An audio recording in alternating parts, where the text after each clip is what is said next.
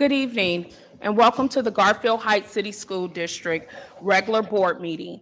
Today is Monday, March 20th, 2023. I call tonight's meeting to order. Mr. Oko, can I have roll call, please? Ms. King, Here. Mrs. Morrison, Here. Ms. Thomas, Here. Mrs. Daniels. Here. At this time, can I have a motion to adopt tonight's agenda? Madam President, Ms. King? I would like to make an amendment to our agenda. I would like the board to consider a resolution for Skylar, a preschooler that recently passed away. So I'd like to recommend that we add a discussion of a resolution and a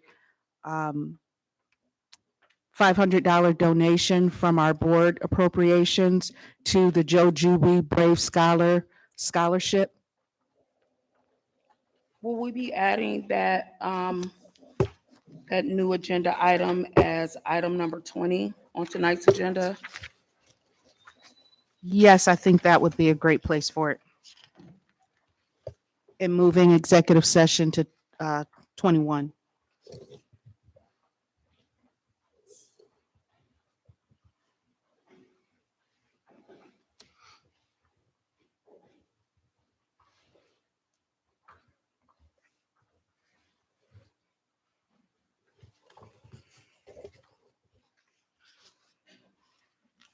Madam President, Ms. King?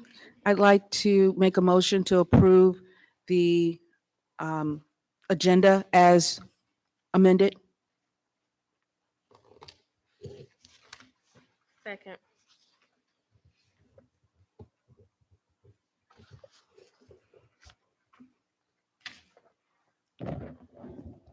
Mr. Oko, Ms. King has made a motion to amend tonight's agenda to reflect item number 20, now being the discussion for resolution for Skylar O'Neill and scholarship opportunity in the name of Skylar O'Neill, and to amend the agenda for item number 21 will now be executive session. And item number 22 will now, the agenda will be amended, that item number 22 will now be meeting closing. That was moved by Ms. King, and that was second by Ms. Thomas. Can we have roll call starting with Ms. King and then Ms. Thomas, please? Ms. King, Yes. Ms. Thomas, Yes. Ms. Morrison, Yes. Mrs. Daniels. Yes. At this time, we are going to have our moment of silent reflection, and then after that, we will have the Pledge of Allegiance led by Vice President Ms. King. Tonight, I want to take this opportunity to use this moment of silence to reflect on the life of our beloved student, Skylar O'Neill. Ironically, we're here tonight at William Foster having the board meeting, and this school family has lost a beloved preschooler that fought a long, hard fight with cancer. So tonight, we would like to use this moment of silence to honor Skylar's life and to show and to provide strength to her family as they deal with this.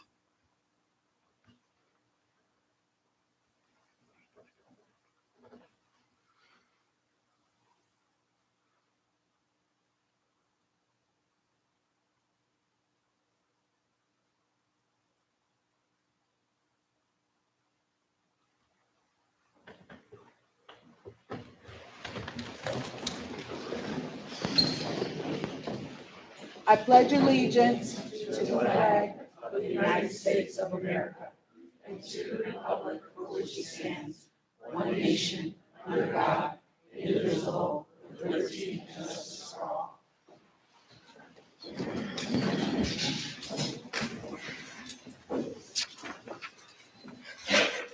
At this time, can I have a motion to approve the minutes from board meetings, February 9th, 2023, February 13th, 2023, and the regular board meeting of February 21st, 2023.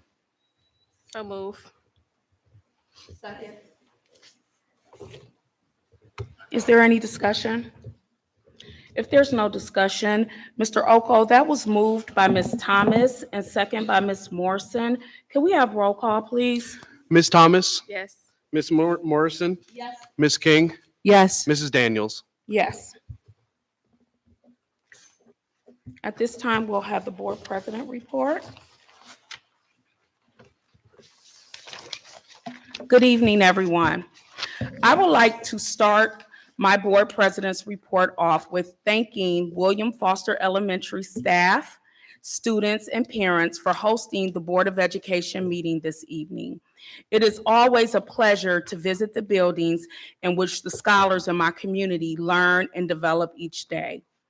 Although all the buildings are important to me, William Foster Elementary holds a special place for me. My children transformed within these walls. My children, with the support of the William Foster family, has received their educational foundation right here in this building.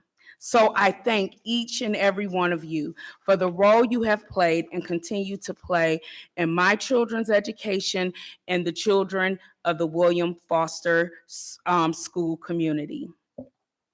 The safety and security of the Garfield Heights City School District remains a top priority of this Board of Education and Administration. And as you have heard from Dr. Reynolds during his recent video update, we are continually reviewing plans and making enhancements to optimize safety and security in our school district. We appreciate the concern and attention of the community and friends of the community. I encourage you all to partner with us as we improve the well-being of the youth in our city. I ask you, my fellow citizens of this community, and especially devoted members of the Bulldog School family, to link arm in arm to help improve the climate and culture of our city and our school community by taking precautions on the home and community front. Encourage your children. Stay involved in their daily lives and activities. Ask them for input and don't be afraid to deliberately parent. At all grade levels, wonderful things are taking place in the Garfield Heights City School District every day. I would like to take this moment to acknowledge all the students that come to school every day ready to learn. These dynamic scholars show up every day prepared to take full advantage of the premier education they receive here in the Garfield Heights City School District. We have some of the best educators in this region that deliver a quality education to our children every day. I would like to acknowledge and offer appreciation to all our staff that play a significant role in the education process. Whether you drive a bus, provide a clean learning environment for students, prepare nutritious meals, greet visitors in the office, secure our buildings, or teaching in the classroom, you all matter and are appreciated. I would like to conclude this evening report with a sincere condolence to the O'Neill family as they navigate the brokenness of the loss of their beautiful angel, Skylar. Skylar is a preschooler here at William Foster. Her strength, resilience, and fight will forever inspire us. I would like to acknowledge the heartfelt leadership of Gina Wilson as she united the school community and our city to celebrate Skylar's life. This is who we are, Garfield. This is what we are, Garfield Heights City School District, and this is what we must continue to work hard to preserve, the loving, caring, and compassionate heartbeat of our community.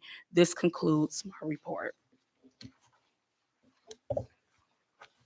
At this time, we are going to have our committee reports.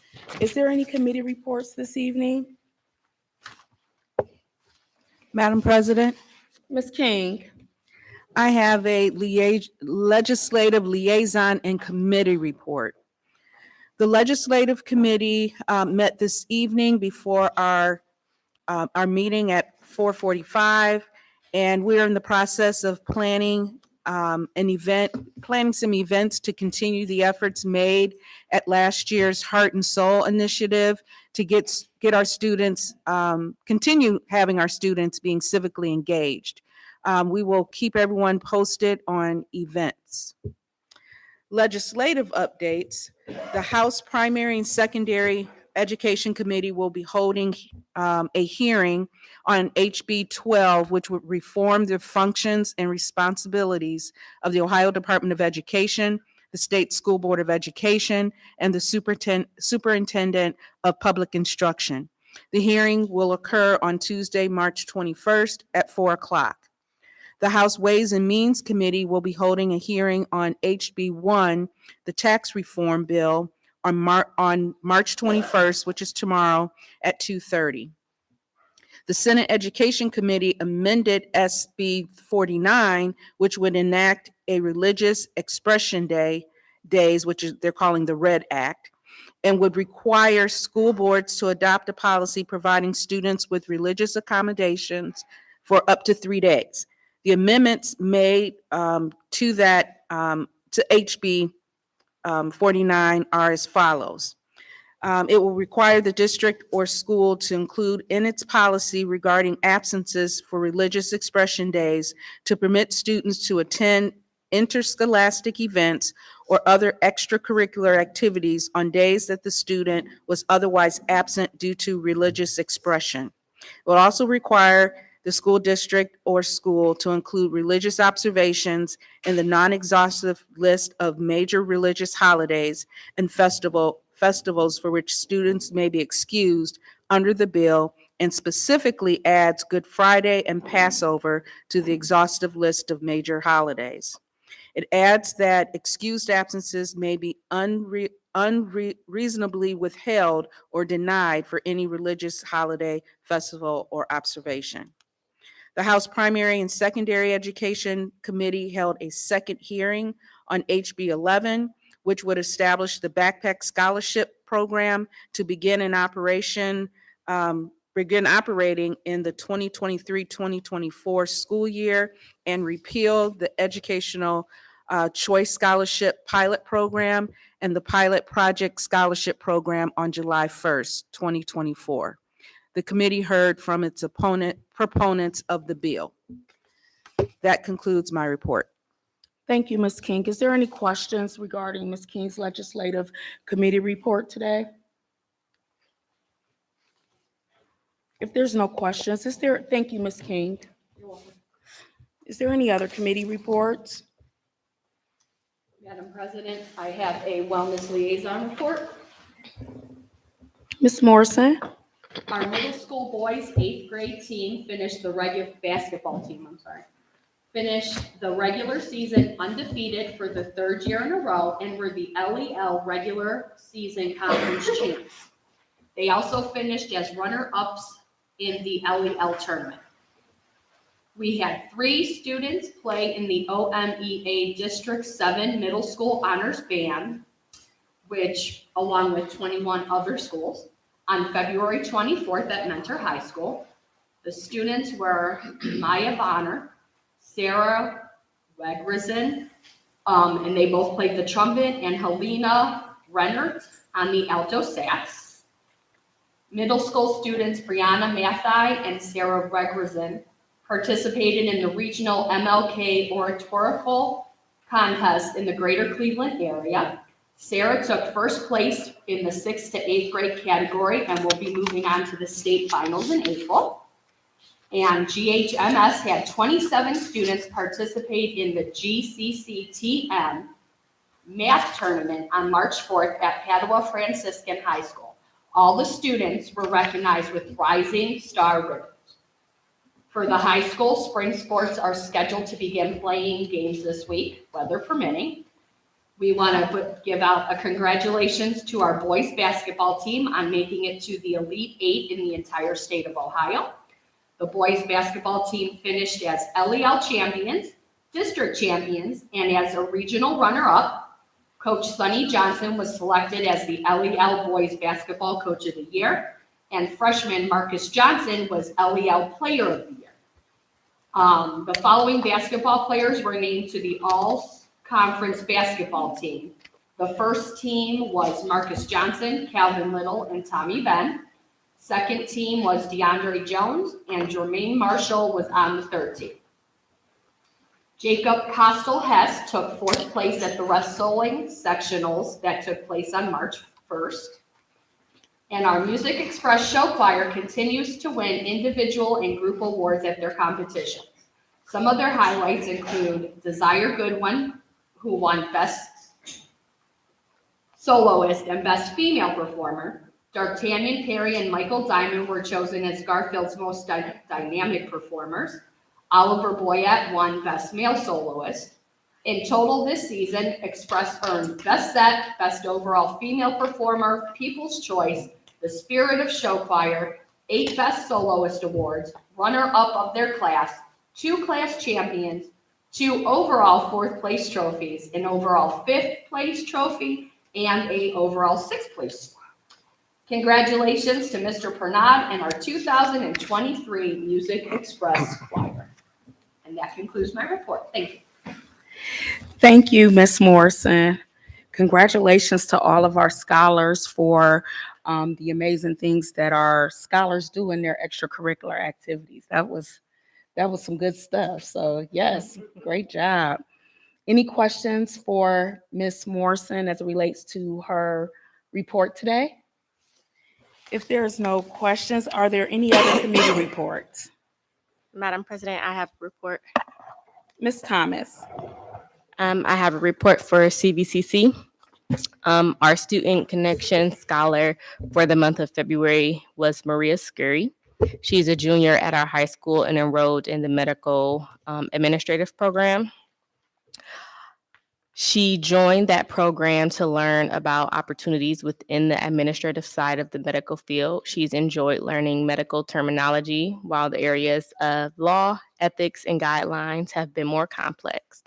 She enjoys the calm atmosphere that CVCC provides, as well as being treated more independently. She recently competed in the Business Professionals of America regional contest and will go on to the state championship in the next few months. She's a member of the National Honor Society and is involved in volleyball. In her free time, she enjoys shopping and traveling.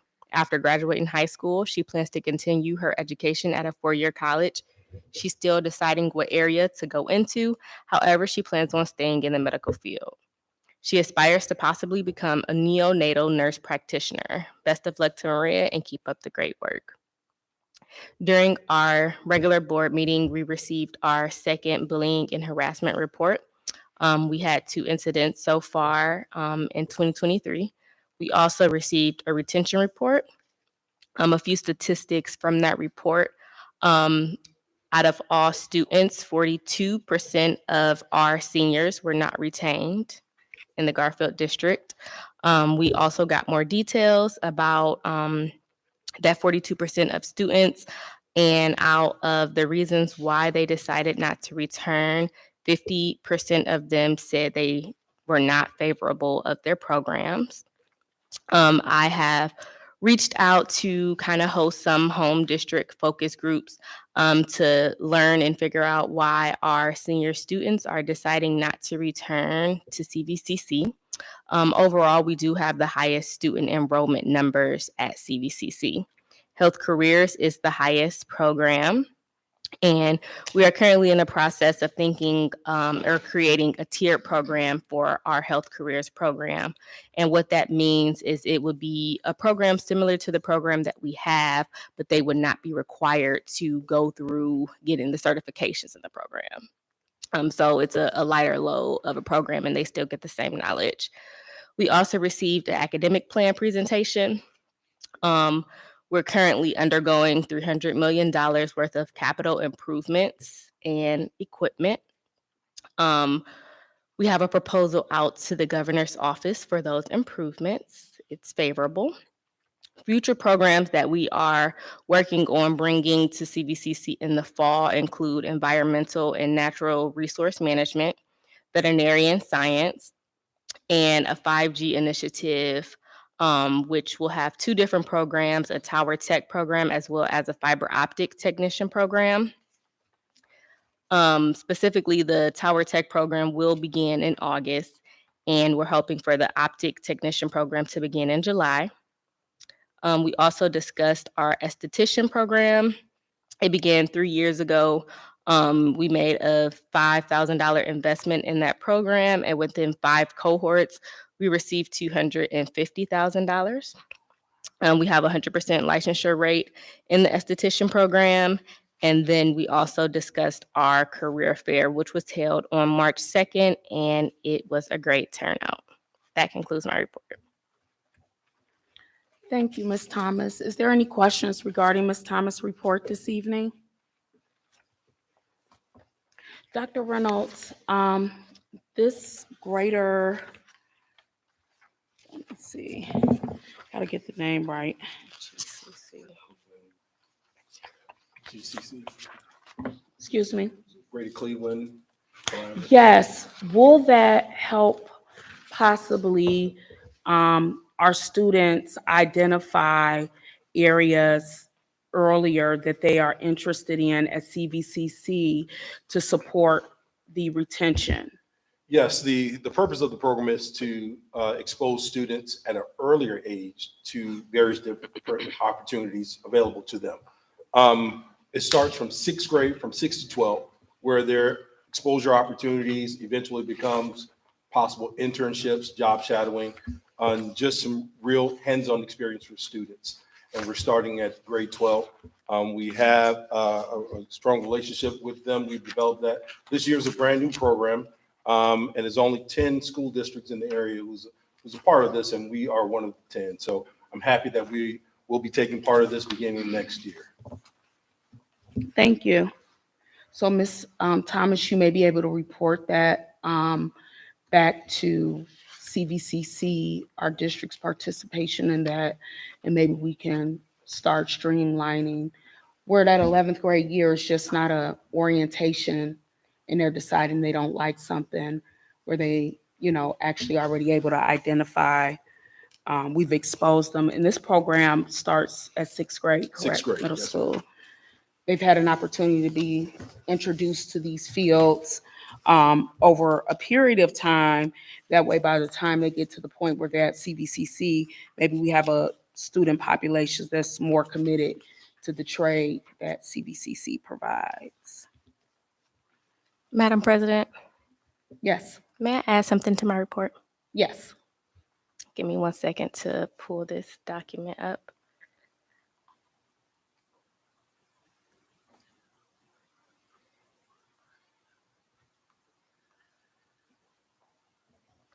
Okay, so an update from our guidance counselor office. As our CVCC student choices for the fall have been completed, we had 105 applications submitted by 10th graders in a class of 258. 89 of those students were placed in a program of their choice. The students who did not get placed are on a waiting list for their program and are being offered placements in other available programs. Available programs range from teacher education to power equipment and machine technology. Next year's juniors and seniors at CVCC will be approximately 182 of our high school student body. That concludes my report. Thank you. It's good to hear that so many of our scholars are taking advantage of it.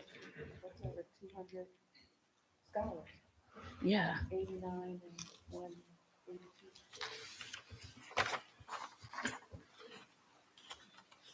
If there's no other questions or comments for Ms. Thomas, do we have any other committee reports this evening?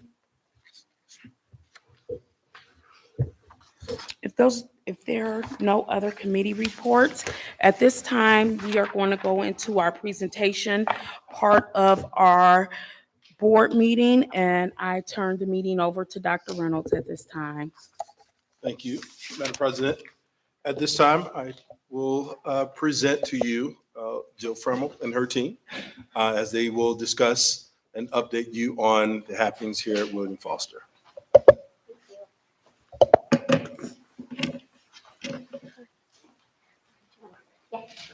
might need the microphone. So welcome to William Foster. I'm going to stand here so that everyone can see. So just really quick, I'll give you a quick update about William Foster. William Foster is the elementary school that houses preschool through grade 5 in the district. As you can see, we have a lot of kids here for sure.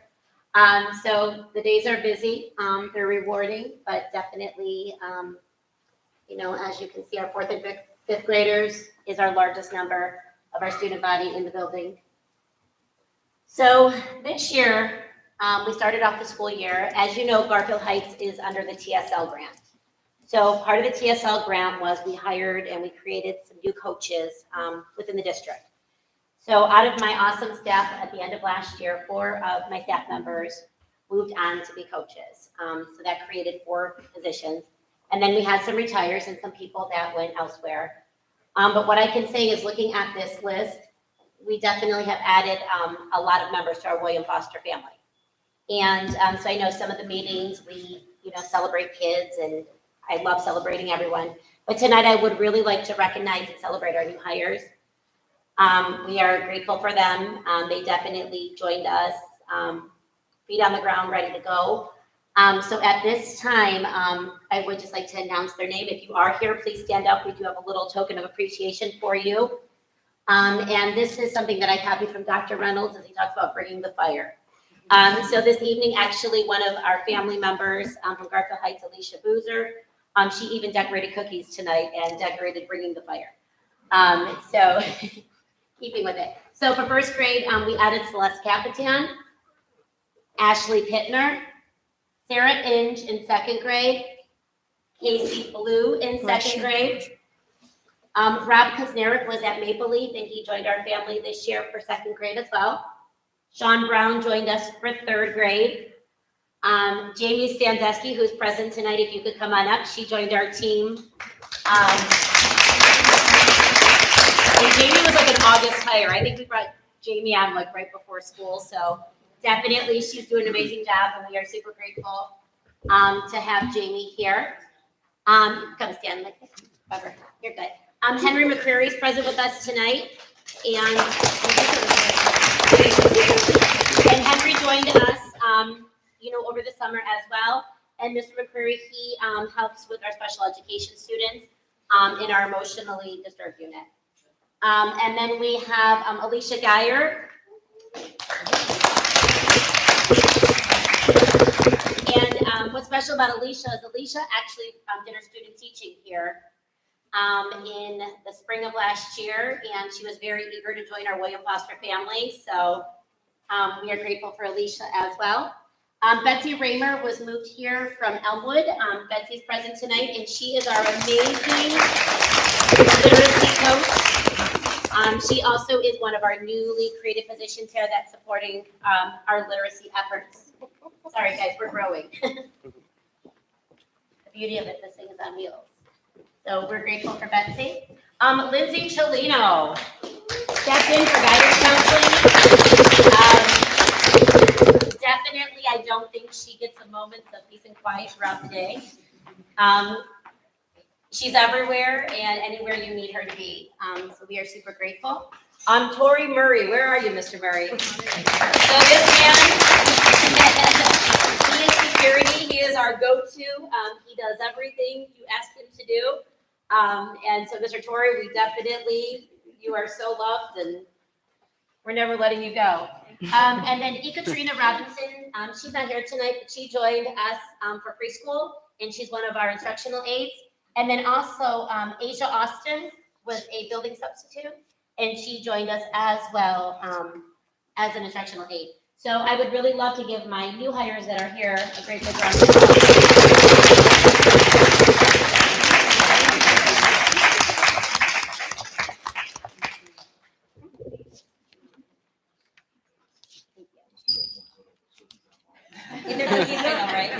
Thank you. So thank you guys. We appreciate. Oh, I think it's a trip. I'm sure. Can we do a quick? That's okay.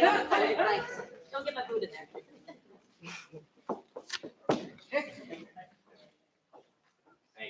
Thank you.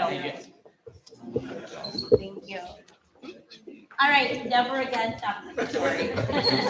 Ms. Frost, Ms. Frummo, before you move on, just on behalf of the board, we would just like to welcome all the new additions to the William Foster family on behalf of the school board. And we just thank you for adding to our staff and our student body. I actually have the privilege of having a new hire as one of my kids' teachers, so there's always a little anxiety, but we have some phenomenal new additions to our district. And I'm excited to see you guys flourish here with our staff and our students. So welcome and keep bringing the fire. Thank you. So we're going to get down to business. As you know, how our academic piece looks here in Garfield Heights based on the newspaper and our rating doesn't tell the full story. But unfortunately, we are in a rating system and we are working really, really hard to improve our test scores as well as our social emotional well-being of our students, our staff. But this is something that came out, I don't know, September. Dr. Reynolds lost many hours of sleep over it, I can tell you that. And basically what this is this is our building report card. So we get a state report card for the district, and we also get a building report card. So the building report card came out, and this is based on data from last school year. So, you know, just like a parent, your kid brings home the report card, you'll look at it, you think about what can you do different and so on. Same process we do here. So if you look at our overall building report card, there are some areas that are in our control, graduation, college, career, which is interesting because that ties directly into what Ms. Thomas was talking about as well, with some of our kids with the vocational education programs and so on. But if you look here at William Foster, what are some indicators that we are scored at? And so the state of Ohio moved to a 5-star rating.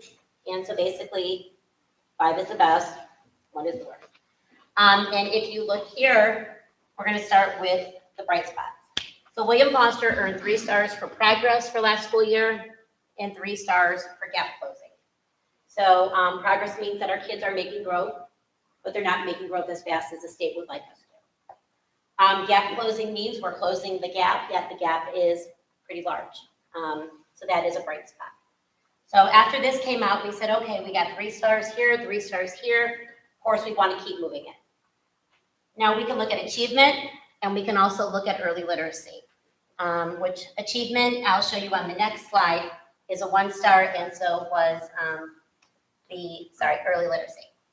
So looking here, the red areas have been our really big area of focus for this school year, because we don't want 1-star. We're not a 1-star school. And so looking at our achievement, this represents where our students perform on the Ohio State test. So William Foster has 3rd grade, 4th grade, 5th grade. Our kids take the state test in the spring. 3rd, 4th, and 5th grade is tested in ELA, math, and then 5th graders take a science assessment. So that's something that we're working on with grades 3, 4, 5. Then we have the K-3 early literacy component. So basically at the beginning of every year, our students are benchmarked, and we make a prediction based on assessment data. Are our kids on track, not on track? And then what happens is it measures in the area of reading the improvement that they make, and it measures from fall to fall. So our kids who were not on track this fall, based upon how they do on the fall benchmark next year, will tell us if they're on track, not on track.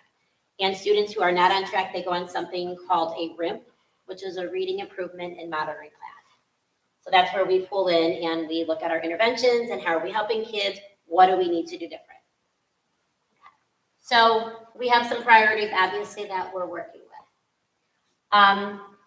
You know, Garfield Heights worked really hard a couple of years ago to create their strategic plan. And most of the board members here were part of that. And so within our strategic plan, we've got some pillars that we focus on. And for this year, our priorities are under teaching and learning, which is focusing on making adequate yearly progress in the area of math and reading. And then also to providing our students with opportunities for creative and engaging assignments, both individually, collaborative, that allows for problem solving and higher order thinking. So behind our classrooms, our teachers every single day keep this at their forefront. And then of course, we always are focusing in on the wellness of our kids. For instance, this morning, thank you, sorry guys. This morning, we had grief counselors were here on site today at William Foster for the loss of our Skylar, our preschooler. And believe it or not, today was probably in 24 years, one of the most difficult years of my life, being in education. From the time the kids arrived this morning until they really went home. And so making sure that we are taking care of their well-being is very, very important, just like their academics. We had kids that came in, some parents shared with their, child at home what had happened to Skylar. Some parents didn't want us to discuss that. But then, we had the counselors here that, again, Ms. Wilson, she always rallies and pulls through. The counselors were available. Kids were able to go up, talk to the counselor. What we found out by the end of the day is we had kids that were really, really upset about Skylar, but then as they're meeting with the counselors, they're uncovering things about their lives. For instance, my dad was shot and killed. It was a very difficult day. Just to hear that, our kids have so much on top of, just being a kid that we definitely have to work with. So I think it was 3:05. We did a conference with Ms. Wilson and we said, hey, guess what? We kind of have the stuff with Skylar, okay, but now we have these other things that are coming up. So we decided to hold on to the grief counselors for yet another day. Because, again, we need that avenue for our kids to feel safe and to talk about. But definitely that was very eye-opening, just to see that at the end of the day, these are small kids and they've got things that maybe in their lives they haven't processed yet. So that's something we'll continue to work with as well. But again, this is always at our forefront. This year we've added 2 programs, Change the Direction. We actually have a group that comes in and pulls some of our kids who are considered a tier 2 student, meaning they're struggling with their behavior in the classroom. And then recently, and I know Dr. Dupree, I'm not going to steal your thunder, but we also just started a diversion program with the Garfield Heights court system too that they're going to talk about tonight as well. Because again, we always have to do more. We just can't keep doing what we're doing. We have to keep building the pie. Okay, so what are we doing to improve this report card? This is a very long list. What Mr. Glazer, my assistant, and I did, and I'm sorry if I didn't introduce you. These numbers align to our strategic plan because our strategic plan is very important and we have to make sure we're following it. So right here, we added 2 additional positions, Title I teachers to support ELA. Again, that ties into us improving our literacy. We began teacher clarity work. And if you're a teacher on the audience, I know you know this by the back of your hand and in the district. That is something we will continue to do. Mr. Glazer's got the book right there. It's basically a playbook, just like you're a coach, of how to make learning come alive in your classroom, how to let the kids know exactly what they're learning and why they're learning it and making it meaningful. We also, district coaches like Mrs. Raymer, we have increased our coaching cafes. So from 320 to 350 a couple times throughout the month, we offer additional PD for our teachers on topics that they need to know about. Let's see, district PD days have been increased this year. That allows us time through as a district as well as the staff to get better at what we do every day. We implemented a program called Ames Web for reading that's going to help with our reading fluency and our science of reading to help our students. We also in grades 3, 4, 5 have started to implement the CRS testing, and that's basically giving our students an OST exposure so that they know what's expected of them when they come and take those assessments in the spring. Also too, through our TSL grant, myself as well as Mr. Glazer have opportunities once a month to go ahead and work with other administrators from Maple Heights, Warrensville Heights, East Cleveland, just to kind of sit down and talk about some of the things that we're experiencing here in Garfield are some of the things they're also experiencing. So that's probably my favorite meeting I go to every month. Also to explicit instruction routines. Again, that ties into making sure we're just not standing up in front of the kids and teaching. We're very meaningful about what we're doing. And then collaborating with teachers on their professional growth plans through their OTEs. And then focusing on the area at William Foster, all of our teachers are focusing on lesson delivery and using assessment data. That's our building goals for our teachers. And then recently we hosted the Ohio State Parent Night to also let our parents know your kids are taking these tests. You know, we need your support at home as well. So, Mr. Glazer, you're going to talk about this because this is your baby. Sure. I'm Paul Glazer. I'm the assistant principal here at White Foster. This year we started a partnership with the Second and Seven Foundation. That's an organization out of Columbus, Ohio. It's actually founded by past Ohio State football players. And their whole goal was to promote literacy by combining high school student athletes and second graders. So once a month we have high school athletes come here. They read to our second graders. They give free books. Inside those books, there's a contract that they read with the students sign it, they get to keep their books, they read it together with them. While they're there, they talk about their experiences in high school, their sport, what they like about it, and they share their love of reading. So it kind of promotes literacy, but also builds in that mentorship program.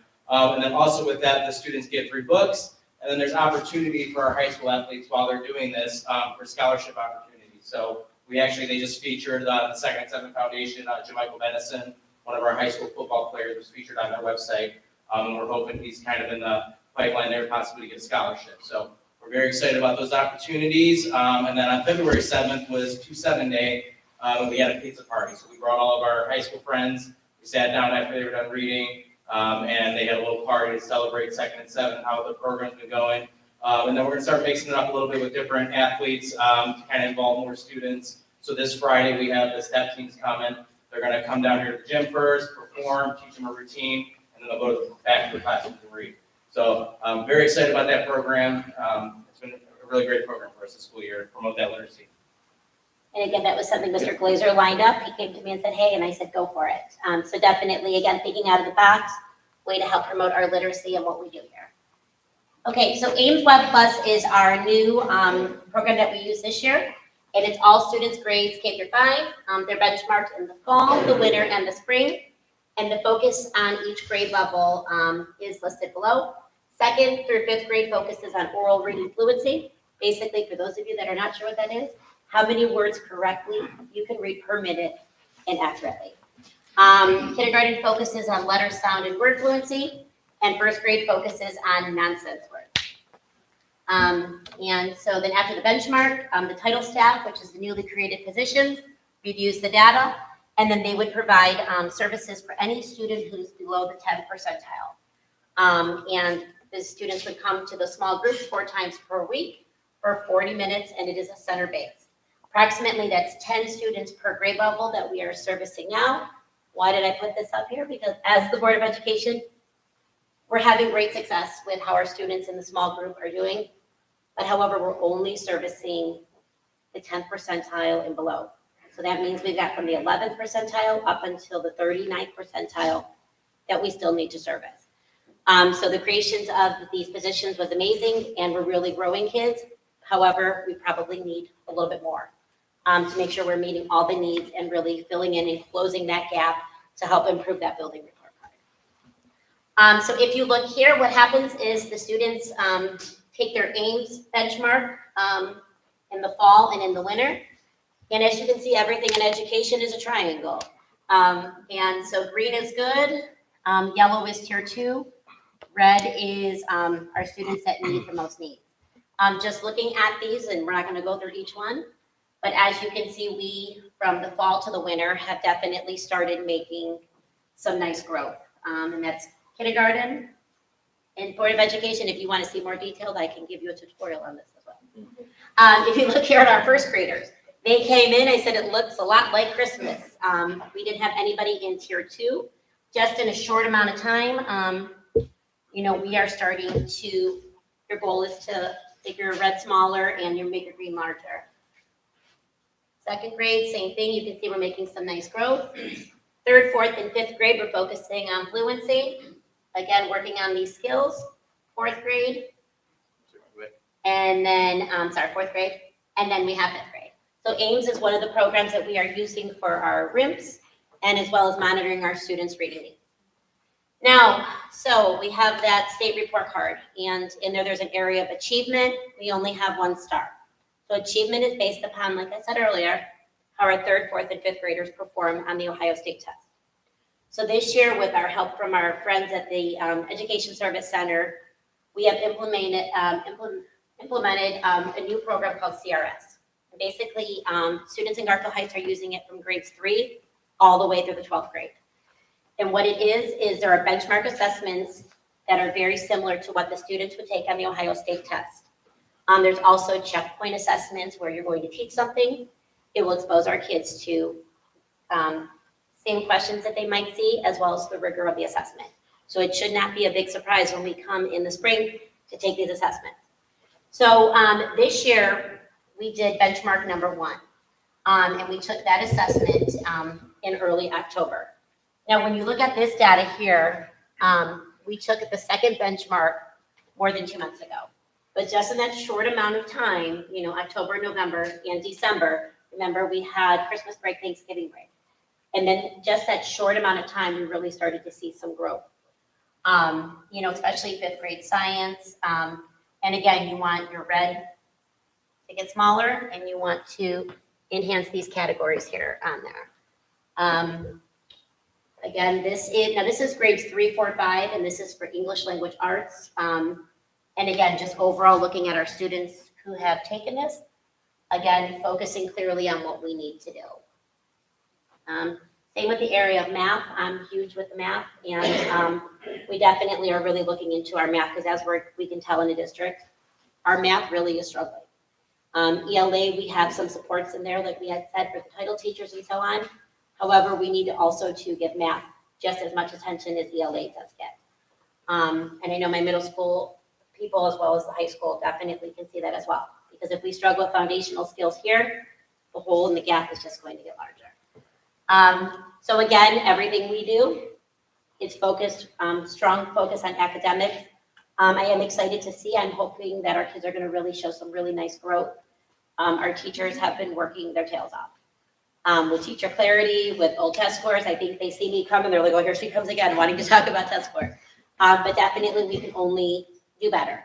And like I said, we are not a one-star school. We deserve better than that. So what I wanted to do real quick as I conclude is, William Foster, we have some very special business partners. Some of them we share district-wide, some of them we have made just with our building, that we would love to give them a little shout out. A new one that we recently just made was Shook Construction. Polaris Career Center, they are building wooden houses for their, I guess it would be their woodshop class. And so we have a teacher who works here, and her friend is working with Shook Construction and Polaris. They're donating wooden playhouses to William Foster. And so what we're going to do is they're going to side them. Right now they're framed. I talked the gentleman in from Shook to say, hey, can we add some flower boxes? We can plant some flowers. So we are very excited. I'm going on Thursday to Polaris to kind of see where they are. But again, this is just making a connection. She came and said, hey, they want to know if you want to take these houses. Next year, what will happen is they are going to donate the houses, and we're going to maybe do like a raffle. But so we are going to be getting some new playhouses there. Also, too, there is a new partner that we just made through Brick Real Estate. She's hosting Easter coloring contest for our students. And she actually, when I spoke with her, I told her we were housing the board meeting, and she brought you guys a little treat bag with there as well. She lives in the community, so definitely any way we can do that. Stay in the Game is our big initiative too as well. And then, Toys for Tots definitely supports us with our toy drive. And shoes and clothes for kids. A lot of our teachers do go there twice a year to get school supplies as well. So definitely just giving some of our people who support us every day their shopping. So that's it. We'll take any questions that you may have this time. Thank you, Ms. Fremmel and Mr. Glazer, for your presentation today. At this time, I would like to open it up if the board members have any questions for Ms. Fremmel or Mr. Glazer. I do have a comment, 2 comments. First, and I think I speak on behalf, is my thing you do on? Speak on behalf of the entire board. Ms. Fremmel, Ms. Wilson, if our scholars and our staff need more days with the grief counselor, use them as much as you need them. Because one thing I heard you say is that our kids were going to the grief counselor. We also need to make sure that our staff have the same opportunity. So I'm pretty sure we will stand behind how many days or weeks we need to have someone here to service We appreciate that. our, Thank you. our staff and our students. And secondly, I just want to thank you for highlighting achievement versus growth. Because when we look at the state report card, it is where if they have met that standard set by the state, but it doesn't take into consideration the growth that our scholars have made. So thank you for highlighting that. I look forward to us becoming 5 stars and for our students to both hit those achievement marks, academic marks, achievement marks, and also grow right out the box. So thank you. No, and thank you guys. And as well, I know, definitely, like, as a Board of Education, sometimes we stand up in front of you and we like throw things out and facts out. But truly, like, a lot of the data and we use a lot of acronyms in education. So definitely, whatever we can do to help you guys to better understand where we are, where we're going, no problem at all. Mrs. Morrison is my board member who comes and visits, and I know she came and spent the afternoon with Dr. Reynolds and I, and we spent some time looking at different types of data as well. But I do think that keeping you guys informed and understanding better where we are is going to help you to support our endeavors too. So, thank you. Madam President, I have a comment and a question. So yes, I'm the liaison for William Foster. I was here last month, went through the data, and I want to say that their growth in their grades are amazing. And I'm looking forward to seeing those continue. So I just wanted to say that. And then you talked about the coaching cafes for the teachers. How well are those attended? So we get really creative. We know our teachers have lots of meetings. So Mrs. Raymer, where are you? She is the driving force behind that. So it is, first of all, it started for new hires. And then we started opening it up to anybody who wants to attend. And the last one she did was Nacho Average Coaching Cafe. And we added some nachos and salsa. So definitely, that one was our most well-attended. But I would say, Mrs. Raymer, what do you get? 5 to 10? It's kind of tricky because there are lots of other meetings going on after school, so I would say 5 to 10. And the nacho one, how many did we have? I think 10. Feed them and they will come, as you know. And again, that's something that the coaches have taken on. I don't take credit for it. I can't do it all. So again, it's all about shared leadership here at William Foster. And we have another one coming up that's going to be really cute. They're going to wear hats. So we plan together. And, again, with the food, but definitely, and the topics are timely around, it's always tied to academics, improving test scores, but yet putting a fun twist on it. So, and if you'd ever like to attend one, we can invite you. Oh, absolutely. I would love to attend one. And I just want to say thank you for taking that initiative to bring the teachers together and coach. Thank you guys, we really appreciate it. I do have a few questions.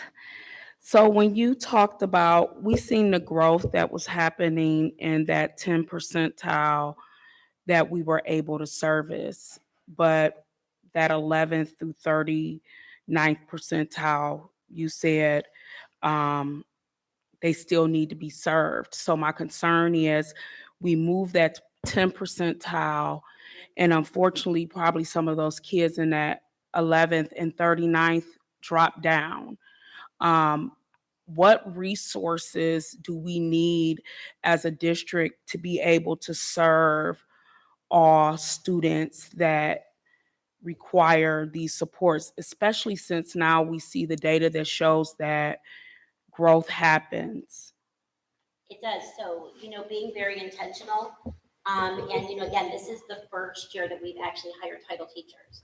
And so what happens is after the students take the benchmark, we look at the students who, have graduated out of that 10th percentile, and then we add more students into the shuffle.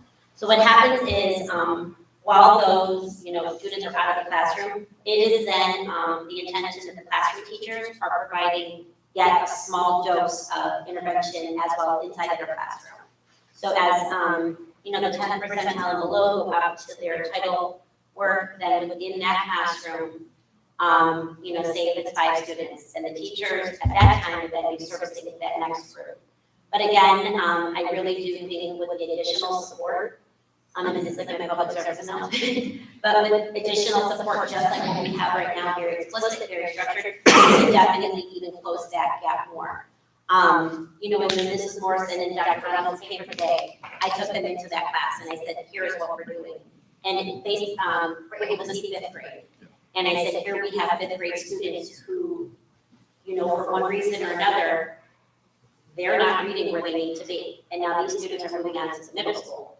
So definitely, closing these gaps and providing resources like that. Also, to be honest, some of our students who struggle with behavior in the general education classroom, they go to their small group title sessions, no issues at all. So again, just please supporting us any way we can to provide, extra supports for our kids, in the area of both ELA as well as math. Because definitely doing that is going to only help us, prepare kids for middle school, high school, and so on.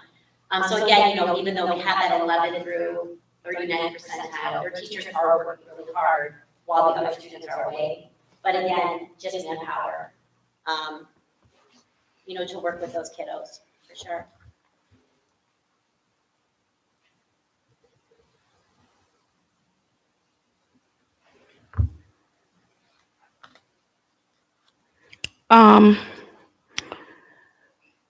As we're looking at our state report card now, that it reflects that 2021-2022 school year. And that actually was our first full year back into the district, because I think 1920 was COVID. I think our district, we did go out for a little while in 2020 and 2021. This has been our most stability that we've had since COVID this school year, and we're starting to see some growth in that achievement. And I just want to make a comment about the state test. I had a personal experience, and I don't even know if some of y'all was in that meeting back in the day. It may have been you, Miss Condash. So my daughter, she was thriving in math, excellent math student, making the grades in the classroom, meeting the standards by way of tests. But she continued to have a math goal on her IEP because the state test says that she didn't meet achievement standards. But her classroom work product showed that she was achieving and she had those standards. And so that testing system is not a real clear reflection on what our students look like. It's not a clear reflection on the education they're receiving from our teachers every day. And sometimes we have to fold to the system that says that, well, we can't move this student on, or this all we can do for this student because this one test defines the education that is delivered and received and retained in this school district and it's not a clear capture. And that's just my personal experience with it. And there's a lot of work that us as public, educators, parents, we have to really do some advocacy in the state of Ohio about how they're testing and how it's an unfair advantage, especially for school districts like ours. It make it look like our students are not smart and achieving. It make it look like we don't have good teachers when we have some of the best, and it's just not fair. It's not a fair reflection of who we are as a school district. And I'm fed up, as y'all see, about it. And I'm very passionate about it because I just had a personal experience. And when my child had to still have a math goal, that was taken away from resources that other students who really needed it could have utilized. But because of one test said that she wasn't meeting the standard and they could not trust her teacher to say that she had it, we had to use additional resources in our district to continue to give her something that she did not need. And so when we look at these state test scores, and thank you guys for having things that kind of dig deep, but even with our benchmarks. You catch a kid on a bad day or the anxiety of these tests, they still don't give us a clear picture of what our students look like. And I just would love to be starting able to just kind of trust what's happening in the classroom every day and really getting a clear glimpse. Because you have a student do well on the benchmark test and don't know nothing, just had a good day at guessing. So I mean, it goes, both ways. So that's just my 2 little cents on the soapbox about these tests. I'm just over it, and it's just not fair to districts like ours. I'm just totally over it, and we just have to keep fighting and fighting to prove. And we'll never, because as the better urban school districts get, they change it so that we don't look good, so they can justify not serving our community and our students, and that's the real story. And so we're going to keep working hard.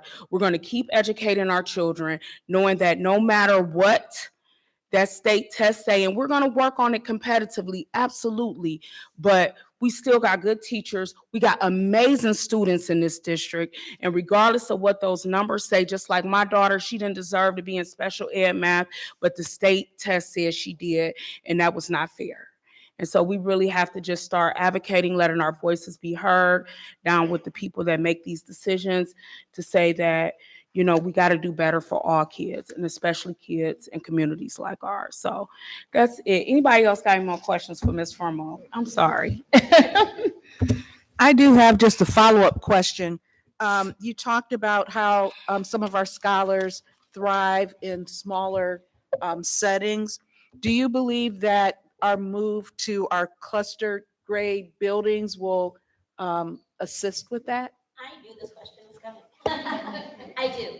To be honest, I've been in Garfield for 24 years now, I believe. And actually, when I was a teacher in the district for 17 years, I was at the 4-5 building. So actually, Mrs. Majors was my teaching partner. And I do believe that, we had a 4-5 building at that time. And it was great because you could collaborate. You could bounce ideas off of each other. You had your resources right there under one roof. Also, too, you could become content experts on your learning standards. So I do feel that the switch is in the right direction. As I said, we go to the TSL grant and we sit with Warrensville, Maple. We're the only ones that have, when they're like, okay, break out into your sessions. I'm the only principal that has a preschool through grade 5 building.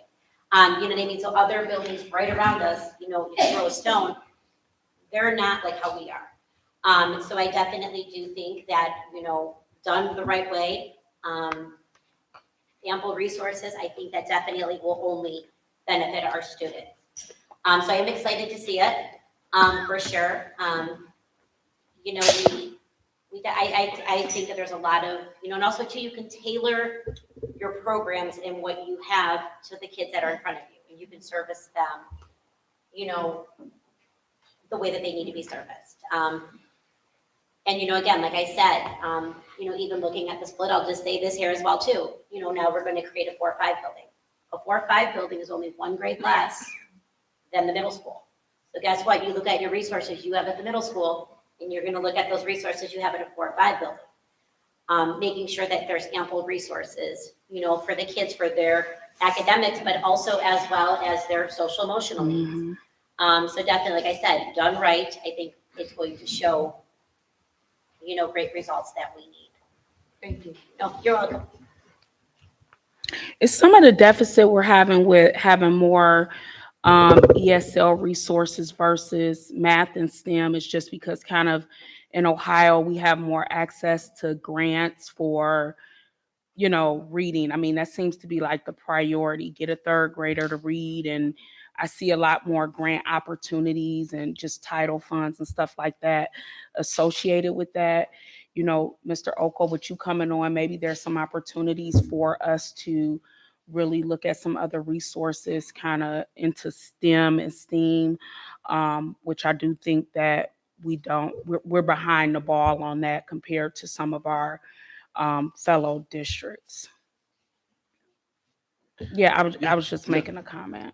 So Title Obviously, Title I funds can be used to enrich that, but for the first time in over a decade, the state's going to introduce new money into the Fair School Funding Plan, which was dedicated to early childhood literacy. So it's something that our district will get a part of that. It's an automatic kind of thing built into our formula. But again, the state's taking notice, but the federal government has to do their part as well with the title piece. So, and we can always give an update when that comes down the pipeline. Thank you.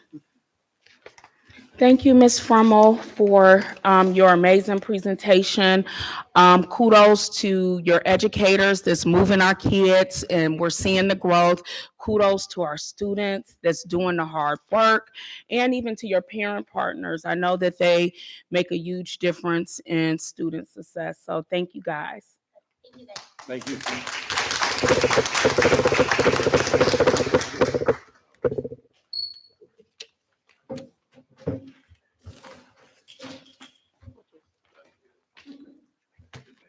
Thank you, Ms. Fermo. Mr. Glazer. So kind of piggybacking off some of the things that Ms. Fermo mentioned about focusing on growth. That was one of the areas that just walking in the door that I wanted to make sure that our teachers knew that I'm looking for us to grow kids every day, every single day. I had a conversation with a teacher a couple of weeks ago, and she was concerned about student growth as calculated on some of the measures that we have. And I asked the question, I said, at the end of this semester, at the end of this year, will you be able to say these students were better off because you were the teacher? Are they better than when they walked in the door? And she said, yes. I said, that's where we work from. We work from getting better every single day. And yes, there are going to be bumps and there are going to be roadblocks. There are going to be a lot of things that are coming our way, but it's about making the necessary adjustments to get better every single day. And so when we're talking about safety and security, one of the things that I've placed on the backs of everyone in the district is that we get better every single day. We talk to each other. We get feedback from everyone involved, folks who are in the trenches, really understanding where we are. And one of the things that we needed to really do better on was how we were collecting data. You will see a lot of things every time you see a principal come up.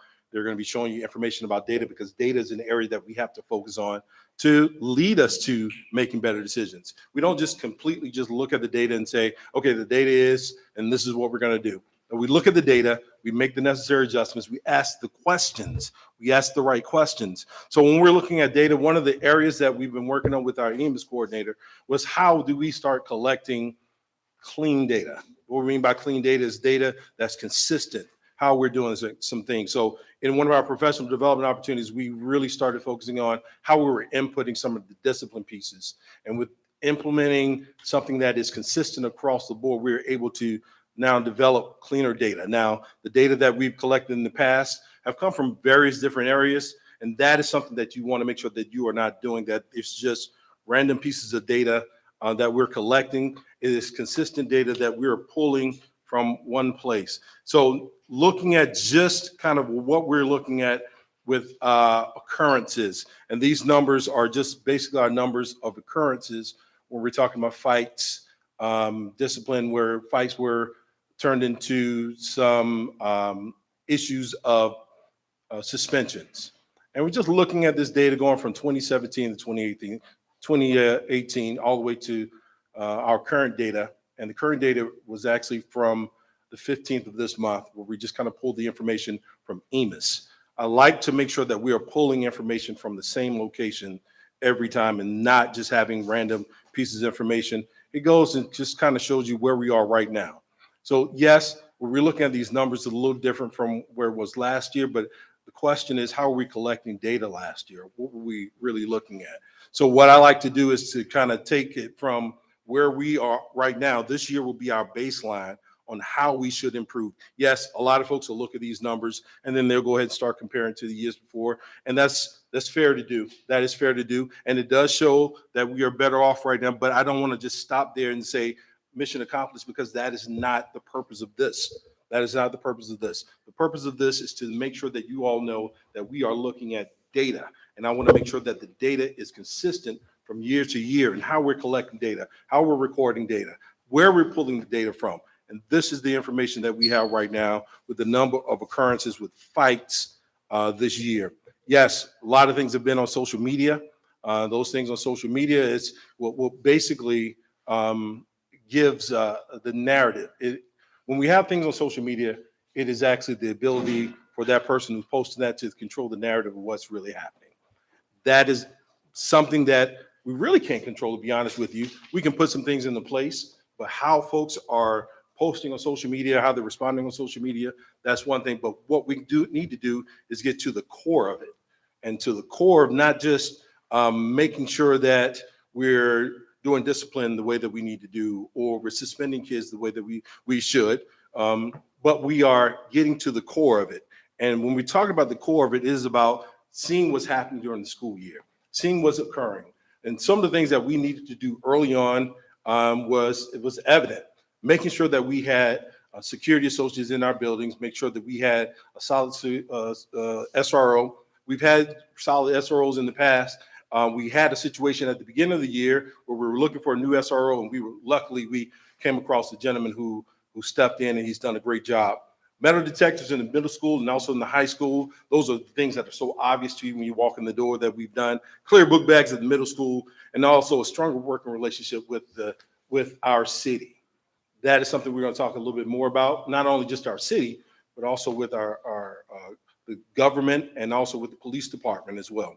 And we made some adjustments as we saw there was an incident at a football game that happened, seems like a long time ago now, but it is something that we needed to take a look and see how we were putting out our resources, our relationships with the police department. We really needed to take a look at that and those structures we had in place. So we made some necessary adjustments, and also security meetings that are ongoing after our school events, and identifying our code of conduct.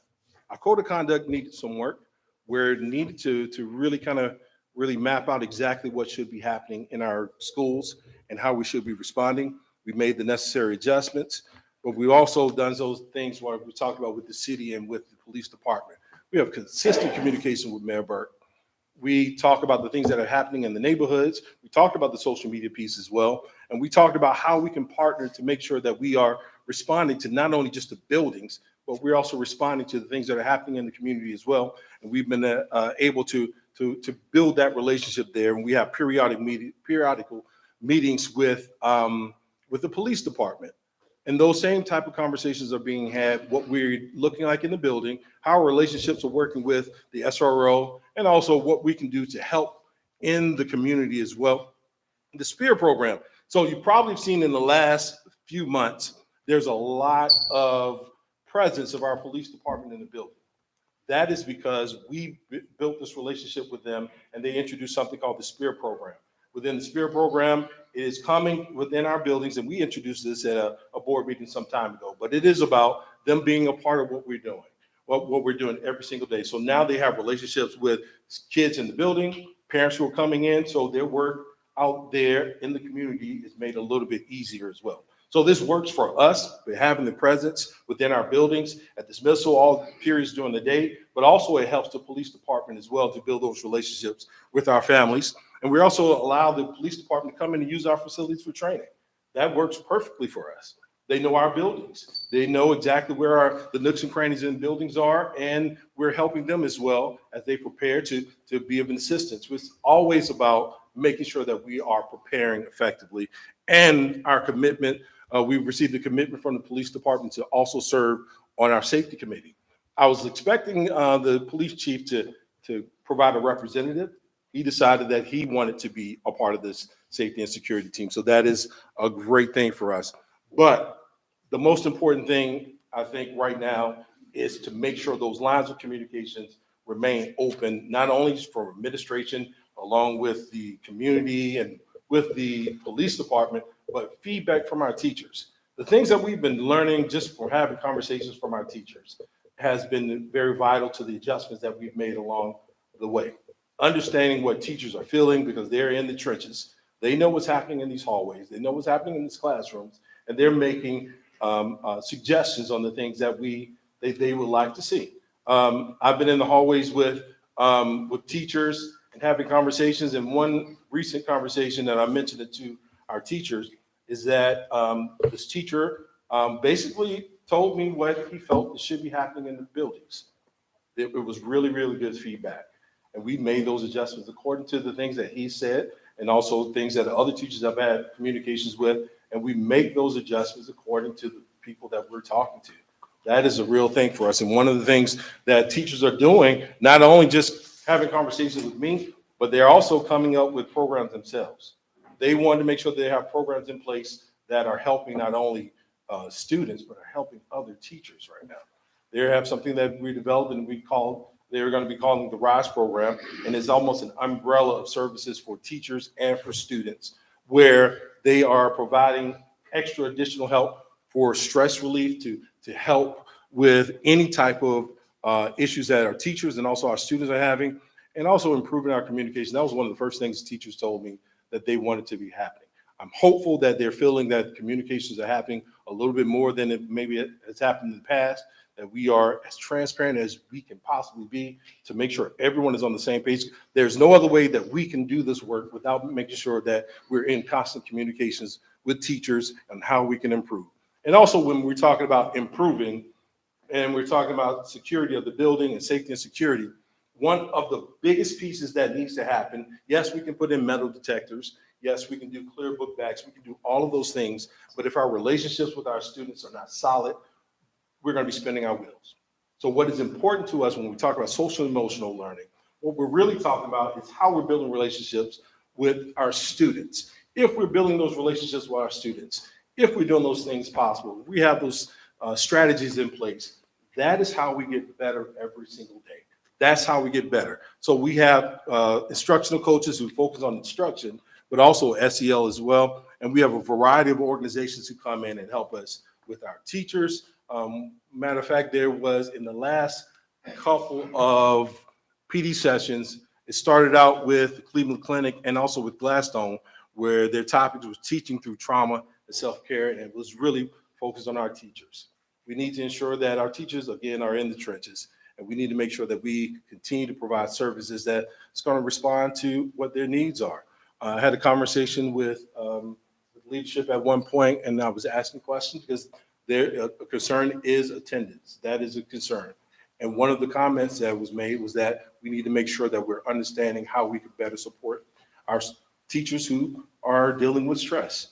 That was a response, a direct response to those conversations, to make sure that we are providing as many services as possible to support our teachers, and also many services possible to support our students with mentoring type of programs geared towards helping them make better decisions, and just to make sure that they are getting better every single day. Ongoing support, again, we've mentioned the new teacher boot camp and other opportunities, but in those new teacher boot camps, we go over everything that teachers are telling us that they're interested in knowing about, whether it's classroom management, whether it is some instructional practices, whether it is whatever topics that they are giving us, we make sure we provide a professional development according to that feedback. We are listening. Ongoing professional development opportunities, PD days, the cafes that we just heard about, staff meetings as well, and also providing CPI training for all staff members. We're talking about de-escalation and restraint. And also intervention managers are in the buildings. They have provided a great amount of support, but what we're trying to do with them now is we're trying to make sure they are trained so they can also hold groups to help with the social and emotional learning of our students as well. So here's a picture or an image that I've had a conversation with our teachers about. It's called Collective Teacher Efficacy. There's a gentleman named John Hattie, and what he talks about is that the most impact on our students, on student achievement, is really about collective teacher efficacy. What does that mean? That means that teachers believe that we can positively impact the lives and outcomes of our students because we believe in our students. And I want to make sure that we are not only just talking about collective teacher efficacy for our buildings and academically, but when we're talking about just what we can do collectively as a community as well. We have already started with creating the foundation with partnerships, with understanding who's in our community, with understanding our leadership within the community, understanding the people within our community, understanding the students that we serve. And if we are on the same page, and then we've seen this in the last couple of weeks, I've seen this in the last couple of weeks. What happens when we're all on the same page? I look at what happened with our basketball team. I look at, I was sitting in the stands, first time I've ever gotten to watch a basketball game in peace. Almost, which is a whole different thing. So I went to the top of the stands because I really wanted to see this thing happen. But we won the game, we won that game, but that wasn't the most important thing that I noticed. I noticed how we were all on the same page within those stands. We were all cheering for those kids who were on that court. We were all rooting them on and encouraging them to do better. Let's go ahead and win this. That is how this community can be. The same exact way that we look at our schools and we understand we want these students to win. We want these children to win.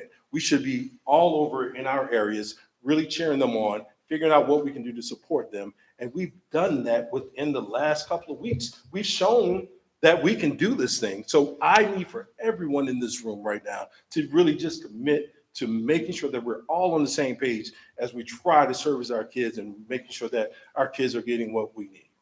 So what we're going to move forward is I have Dr. Dupree here, who I would like for him to introduce one of the programs with a couple of his special guests to really talk about our diversion program.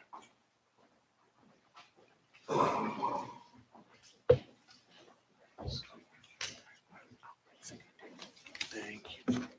Good evening, Dr. Reynolds, board members, council members, audience. Years ago, back in the 1990s, Judge Castro began a program called the diversion program. And the diversion refers to having young people who are having some difficulty in school divert from their wayward ways. And what happened was, when COVID started, the program just died. Have people come to ways like that. Well, a month or so ago, Judge Castro and Judge Geronimo and Magistrate Hannah met with us to talk about reinstituting the diversion program. And we did. We had our first session last Tuesday, and we have our second session tomorrow. And what the diversion program does is, it takes young people who may be heading on a wrong path. They may be climbing out windows at night, which some parents tell us their kids do to violate curfew. In school, they're going to be modeling off to various adults and not doing what they're supposed to do. Our thought about this is we can put kids out of school, but that's not what we're here for. If the kids are violent, fighting, disrespectful, we put them out where appropriate. But the diversion program is a perfect program, we think, for parents who tell us, I don't know what to do with them. I've tried everything, I sent her to live with her father, she comes back worse. But they'll tell us that they try to take things away from you. We've heard this a million times. No PlayStation, no cell phone, no Xbox, nothing, and they took it. So Judge DiGeronimo, Judge Castro, and Magistrate Hannah said, send us some children and their parents so that in the courtroom we can talk to them to say, listen, this is what the school has outlined that they want you to do. We're trying to keep you from heading to juvenile court. If your child and you follow these recommendations, we think that this is the way that your child is wanting in school to behave better and not go down that wrong path where some of our kids go all the time. So in the hearings, the school administrator, the parent, the student, and last week it was Magistrate Hannah. They listened to our reason for recommending these young people. And when that's done, the magistrate or the judge, like Magistrate Hannah did last week, will ask a series of questions to the kids and the parents and say, is this true? Can you agree to follow the time and that kind of thing? And there has to be a buy-in. The parent has to sign to agree to go to the diversion program. The child has to agree to go to the program, because if they don't, then they're left with just discipline in the school. So this is the chance for them with no strings attached. You don't go to the diversion program, and then when you leave, you go to juvenile court. Last week, as a matter of fact, we told the kids when they were done, go back to school. And they did. So, Judge DeGeronimo and Magistrate Hannah, would you say a few words about how you view this program? Good evening, everybody. Lucky for you, I always place to preview my brother, so I like to talk about it. I wanted to tell you that I've been thinking a lot about this program. I grew up in an era when many people know say some people have very rotten, spoiled child. That's how I grew up. There was a lot of emphasis on discipline. It doesn't work anymore for various reasons. We need to bridge a gap. Our children, these women said, they should, when they come to us, it's a lot of place. Things are going on at home. Things are going on. It has very little to do with education curriculum. Instead, they're distracted. We need to listen to them. We need to understand where they're coming from. We need to provide them some guardrails.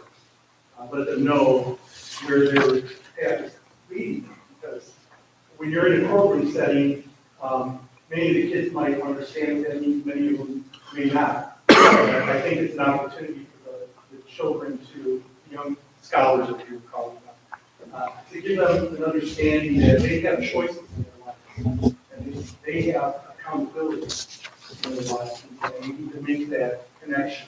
So tomorrow's my docket. I'm going to be doing I'm looking forward to it. Magistrate Hannah has more experience than I. She did last week.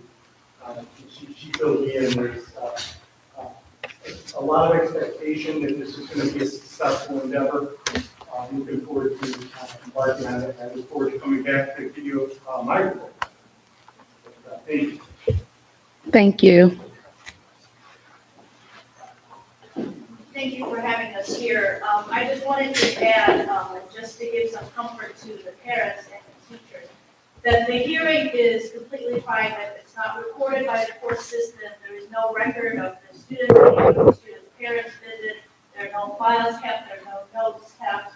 So just to put families and children at ease, this is completely done for the benefit of the students to really help them, make a U-turn, so to speak, and get back on the right path. And that's what the help that we did. Thank you. Thank you. And one last thing that really made us appreciate the endeavor of the court is the judges and the magistrates are taking their own time to meet with us, like lunchtime or time when they would ordinarily be doing something else, to work with our young people. So I think it's just us so far. Just us. So we're looking forward to it's pretty much every week where we present young people to the court, and that's going to continue for the foreseeable future. So I'll answer any questions that we can answer. Questions that you might have at this time. Thank you for your presentation. Thank you all for your service and your time to our students and our community. What is the youngest student that would be referred to this program? So far, we've had third graders Hmm. so far. We didn't go younger than that, Ms. Thomas, because we're not sure that kids younger than that would understand what the virtual court does. Okay, They go all the awesome. way to grade 12. Thank you. And my second question, of course, is about data. What kind of data are we going to collect on this program, and how will we collect that? We're doing the pre-post data. And the young people who get presented to the court, we will ask the schools, since they've been involved in the program, what's gotten better, what's gotten worse. And we prepared that data. Thank you. Is that it, Ms. Thomas? Yes, thank you. Dr. Dupree, thank you. And thank you, Judge DeGeronimo and Magistrate Hannah.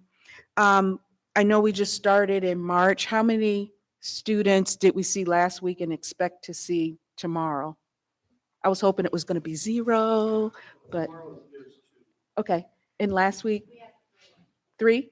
Okay, low number.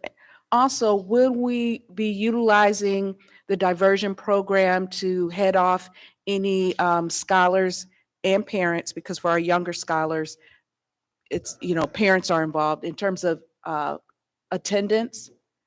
If students start to hit that 5 to 10 mark early in the year before we do have to send them to juvenile court?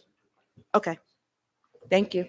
Go along with that, Mr. Board, we now we have an attendance officer who follows up on those things. Yes, thank you. So if I can add to that, with the attendance officer, we are also looking at another position that will also support the efforts of Dr. Dupree. We are interested in probably combining the two positions just to ensure that we are efficient with how we are creating these positions. But I also want to take a moment to thank you for breathing life, Ms. King, breathing life back into this diversion program that I'm hearing that we've done some years ago, and your initiative to bring this back and to see if this is something that will be beneficial to our students is definitely appreciated.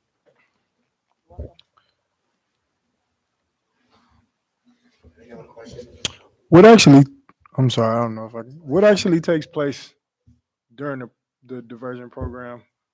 What do the kids participate in? What type of activities do they do that kind of helps them?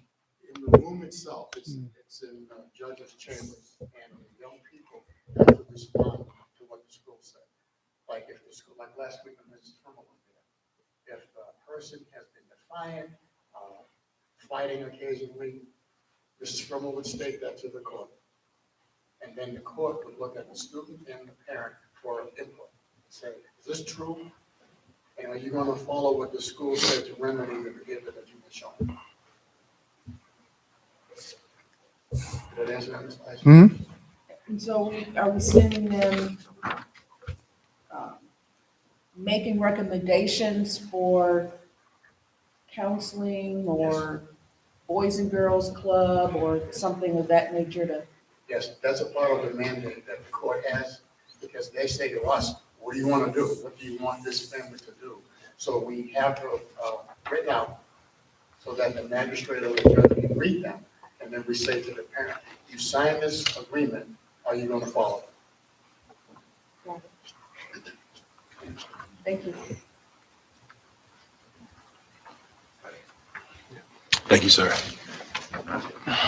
Thank you. Dr. Reynolds, I do have a couple questions regarding safety and security in our buildings day to day. Right now, as it relates to on the board level, do we have enough support staff to address the climate and culture? And I'm talking about security associates. Do we have enough counselors, different people that can support our students when they're having, when there's an incident? Because I know we just talked about fights, but there are other areas of discipline that interfere with education Yes, every day. And so just wanted to find out, what do we need as a district in order to meet what will be best for where we're at with our students? Yes, while our focus initially would be on security associates, which is it's fair for us to really think that first. We also should look at other opportunities where we're focusing on students, social emotional pieces, whether we are talking about additional counselors, or we're talking about dean of students who can focus on various different things. But there are a lot of things, a lot of areas that we've actually been focusing on to respond to the needs of our students. We've been working with Mr. Oko with identifying ways that would not harm our general funds, and by looking at title funds in order to support our students and also support our teachers as well. So yes, we are actually looking at additional positions to support the buildings.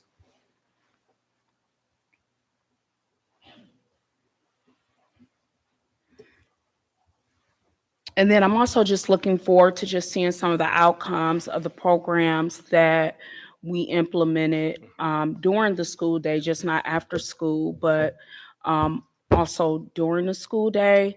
And I think some of the issues become kids sometimes just don't have enough to do. So I'm hoping that now I notice that the district is starting to advertise some of the programs that the city is offering, like the T-ball and things of that sort, because our elementary school students don't have as many extracurricular or co-curricular opportunities in school.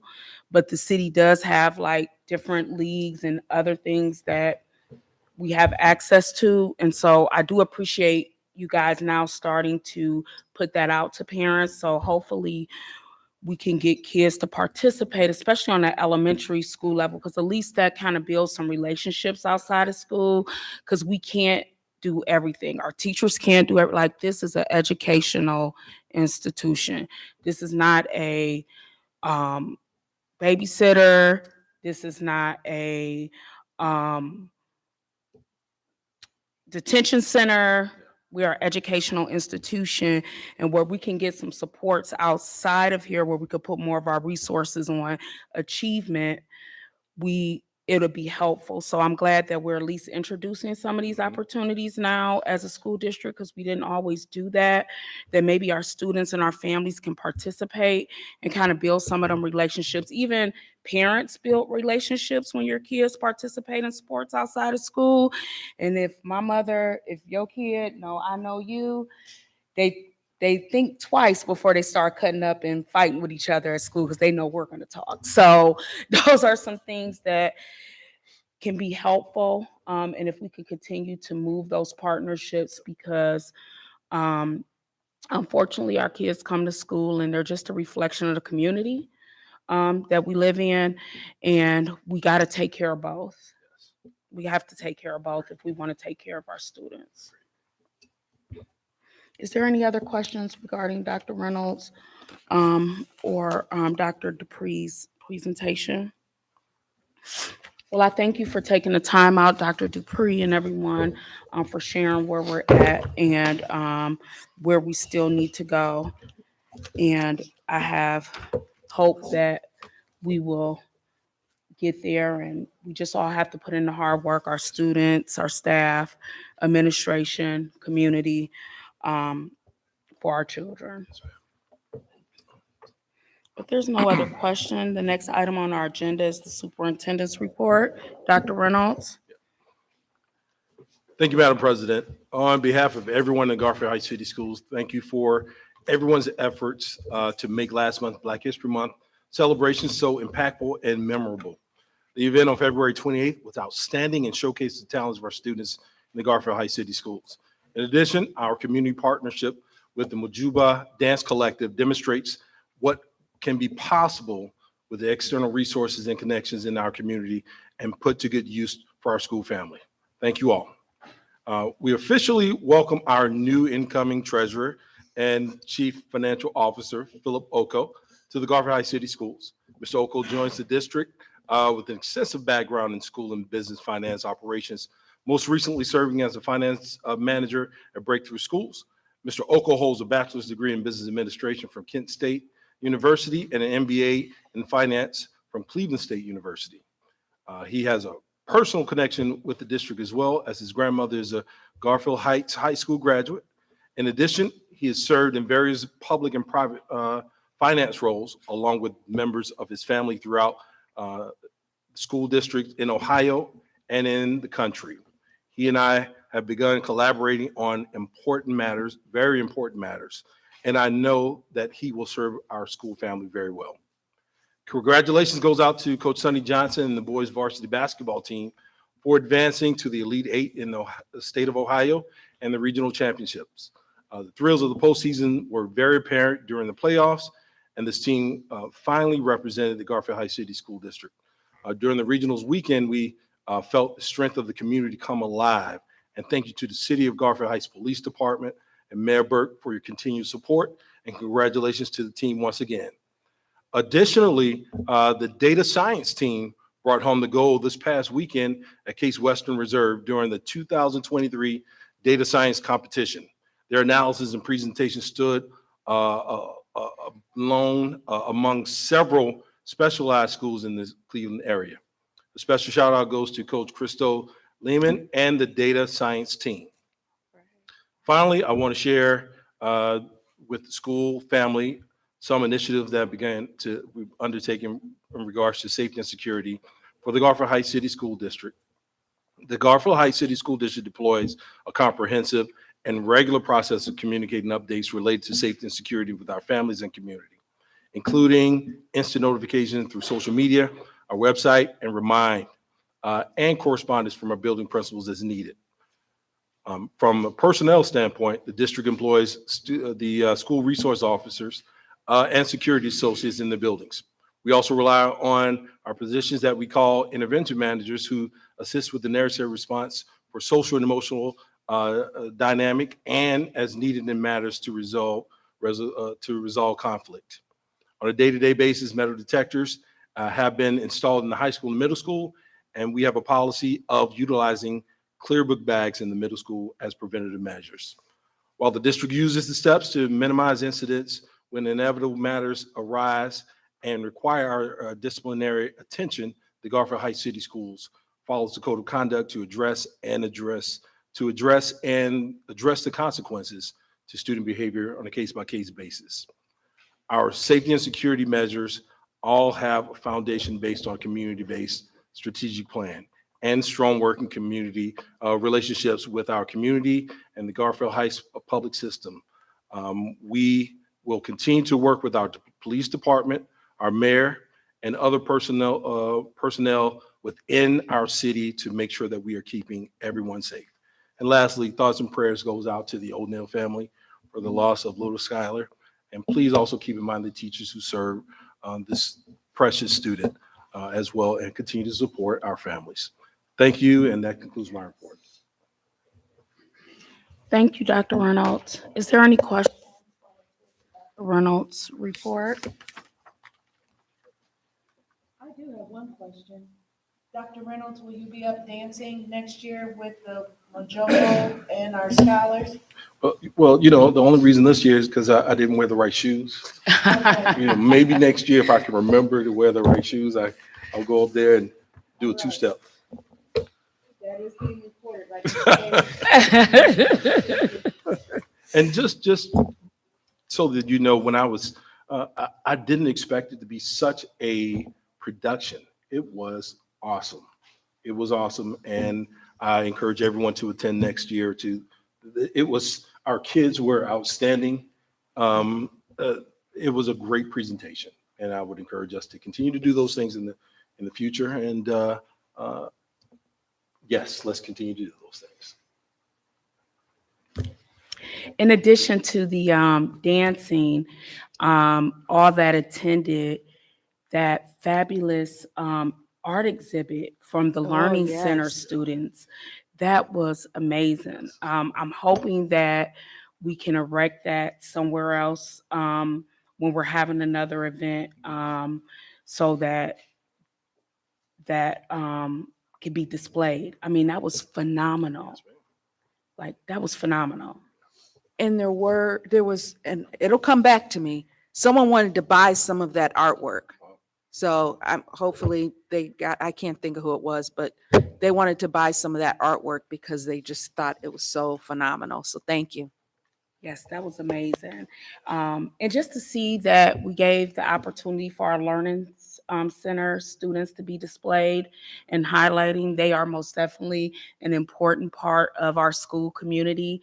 That, we talk about the elementaries, the high school, middle school, but just to give them an opportunity to actually have a place and to be highlighted like the other districts, that was really nice. But the talent was like phenomenal. I hope somebody took some pictures of that so we could display that artwork on the website or social media or something, because I did see highlights of the performance, which was great, but that artwork was a big highlight. The gallery and the way it was set up, it was phenomenal. If there's no other questions or comments of the superintendent's report, we're going to move to remarks from the public regarding agenda items. We have 2 people signed up for remarks regarding agenda items. I will read our policy, and it reads as follows: public participation at board meetings. All meetings all meetings of the board and board-appointed committees are open to the public. In order for the board to fulfill its obligation to complete the planned agenda in an effective and efficient fashion, a maximum of 30 minutes of public participation may be permitted at each meeting. Each person addressing the board shall give his or her name and address. If several people wish to speak, each person is allotted 3 minutes until the total time of 30 minutes is used. During that period, no person may speak twice until all who desire to speak have had the opportunity to do so. Persons desiring more time should follow the procedure of the board to be placed on the regular agenda. The period of public participation may be extended by a vote of the majority of the board present and voting. Agendas are available to all those who attend board meetings. The section on the agenda for public participation shall be indicated. Noted at the bottom of each agenda shall be a short paragraph outlining the board's policy on public participation at board meetings. The first person that we have this evening is Jason Seethers. If you could approach there, please, and if you could just confirm your address for me. My address is 4629 Horton Road in Garfield Heights. Thank you. Thank you. First of all, thank you guys for allowing me to speak. I appreciate it. As a lifelong resident of this city, also a 1992 graduate from this city and a current city councilman. First of all, let me start off by saying I would like to thank the school board and Dr. Reynolds for recent safety procedures, processes, and procedures that the school board and Dr. Reynolds have recently set into motion to address some of the safety concerns and issues we have going on at our city schools. I do have 2 quick questions for you. In years past, we have had additional staff and school security teams in place to assist and address after-school let-out issues which may arise and may affect our city's residents and surrounding city businesses. Will we have the staff to address any issues this year as we get into the warmer weather months as we have had in place in the past? So that's my first question to you. And then second, as a council member, we were supposed to have a retreat with the city school board and council, which had to be canceled, placed on hold due to weather. And so members of the school board and council could attend and support our high school basketball team in their regional final game at Kent. I encourage school board members and Dr. Reynolds to see if we can reschedule our retreat to continue our open, positive communication between all parties involved. Thank you for allowing me to speak. Thank you. Dr. Reynolds, would you like to?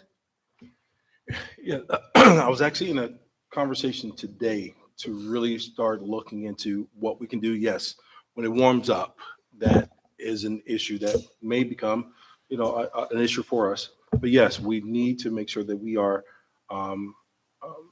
that we have people in place that can assist. We've seen some things where dad on duty, we've talked about dads on duties. We've talked about different organizations who are in the area. What I want to do is to make sure this is not only just kind of a school issue, but also a community coming together. So that's why we're looking at not only just personnel and making sure that we are stretching, as we see at the middle school, they stretch down the street a little bit further now than they probably have before. But we want to make sure that this is a community effort. So partnering with the council as well as, and which will, hopefully we'll have this retreat very soon, just to ensure that we are on the same page and we're working together. So yes, we welcome that completely, and we want to make sure that we are all working together. Same thing I said with about the basketball team. We were doing those things as a community. I want to make sure that we're doing those things as a community when we're addressing needs of our students too. All right, thank you. And our retreat was scheduled for last Saturday, and Councilman Vaughn wasn't sure if the weather was going to interfere with it. So we have not had an opportunity to meet to come up with additional dates. We did plan those dates over several months. So it takes a coordination with both council and the school board in order to make that happen. So if you would like to get us some dates that council would like to propose, that will be welcome. Our next person on the list is Therese Lapelli for agenda item. Ms. Lapelli, if you could approach and confirm your address. Thank you. Can you say hello? Hey, hi? Well, thank you for coming today. At this time, we are going to move to our other items on our agenda this evening. Our next item on our agenda is to approve the financials for February 2023 as presented. Is there a motion? So move. Second. And is there any discussion? Just one comment. Ms. King? I love the charts. Great. It makes it very easy to understand.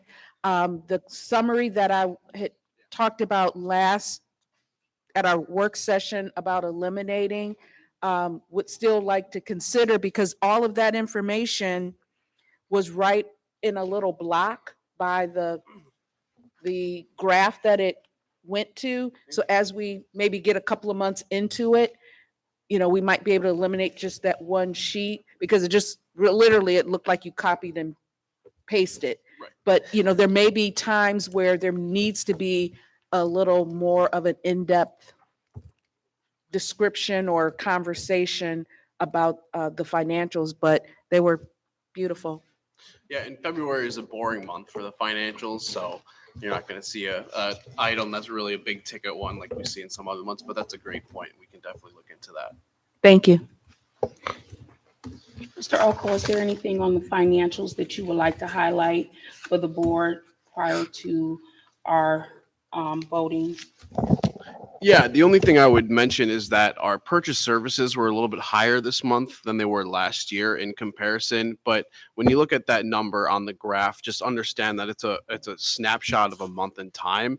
And when you look at the overall financials, our revenues are running much higher than we anticipated compared to where we're spending. So the forecast is looking in a better shape than it would be looking at what we did in November based on the conservative measures we use. So again, you might see some skewed numbers on those graphs and those financials, but there's always a description of why it is. And then also just take look at it with a grain of salt for some of those things. It might not look as bad as it will. It'll be probably reconciled next month regarding if we need to do reconciliations for federal money or something like that.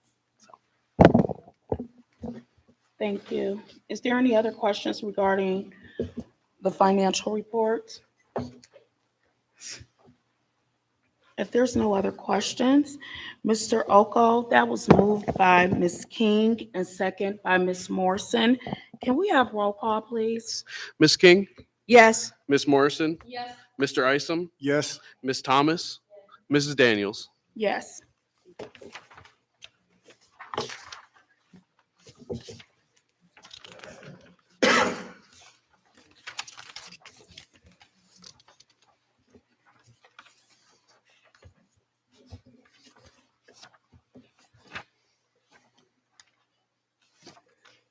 Can I have a motion to move and waive the reading of items 9 through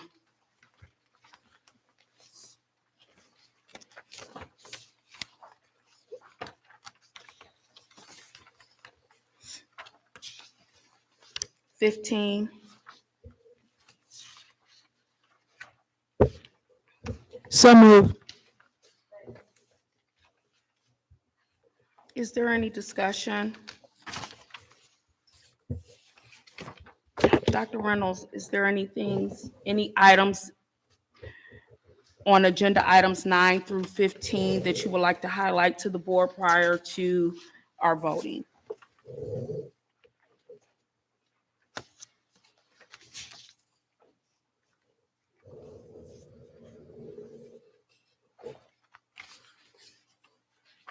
I know a lot of this we already discussed during executive session. I think this is pretty much the same agenda. Yes, Is there any other discussion relative to items 9 through 15 as presented on the agenda? Mr. Oko, a motion for items 9 through 15 and the waiving of the reading of items 9 through 15 was made by Ms. King, and it was second by Ms. Thomas. Can I have roll call, please? Yes, Ms. King, Yes. Ms. Thomas, Mr. Isom, Yes. Ms. Morrison, Yes. Mrs. Daniels. Yes.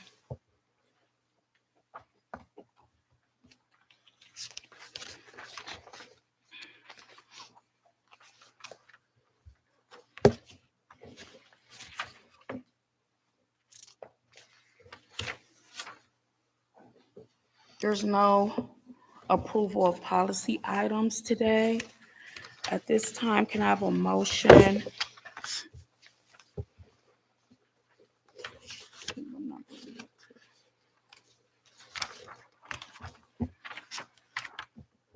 To move and waive the reading of items number 17, 18, and 19 as presented.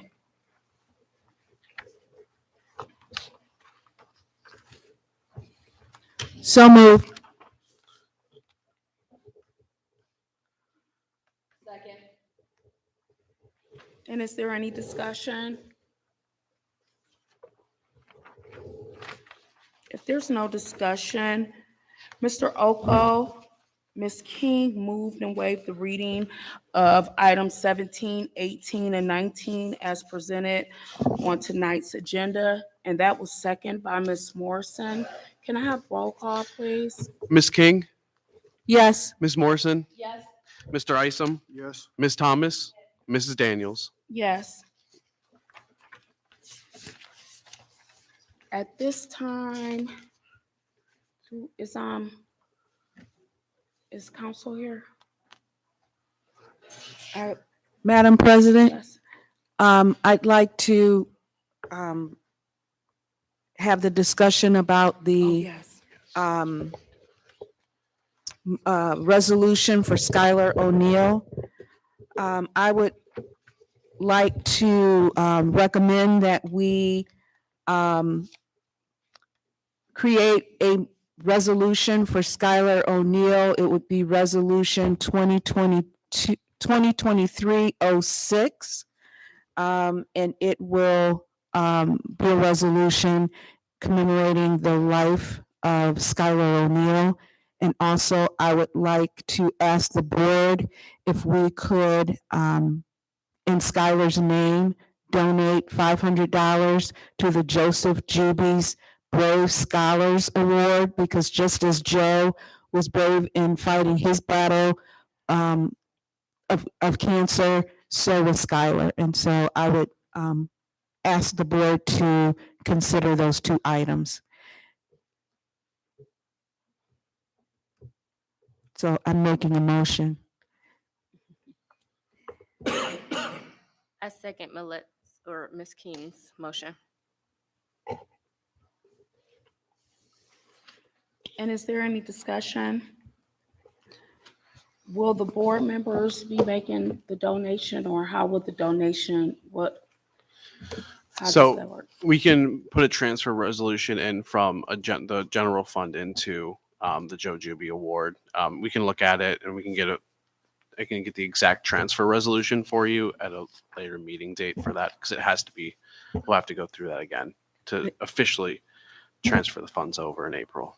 And that will come out of our board appropriations that we set aside at the beginning of the year. Yeah. Mhm.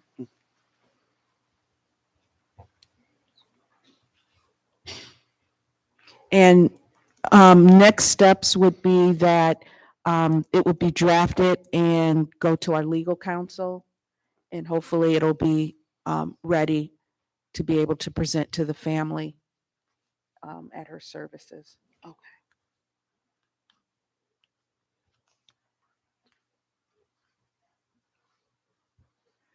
Thank you, Ms. King, for that motion this evening.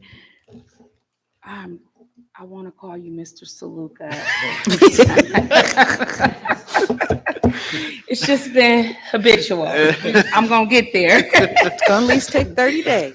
I literally have to like stop and be like, Mr. Oko. That's all right. Mr. Oko. I Yes. just like literally almost did it. That's why I had to. I don't know if it slipped out a little bit. That's why I had to All good. confess. It's been a long day. Yep. Mr. Oko, the resolution to honor Skylar O'Neill and to establish a donation in the name of Skylar O'Neill to the Joseph Juby Hero. Brave, I think was Brave Yeah. I believe- Scholar The Award. Brave Scholar Award was moved by Ms. King and second by Ms. Thomas. Can we have roll call, please? Yes. Ms. King, Yes. Ms. Thomas, Yes. Mr. Isom, Yes. Ms. Morrison, Yes. Mrs. Daniels. Yes. At this time, the next item on our agenda is executive session for the purposes of discussing personnel and legal matters. Was this supposed to be guided by council this evening? I'm not sure. Was it? I mean, Just an update. Provide an update on where we are. Okay. At this time, can I have a motion to enter into executive session as of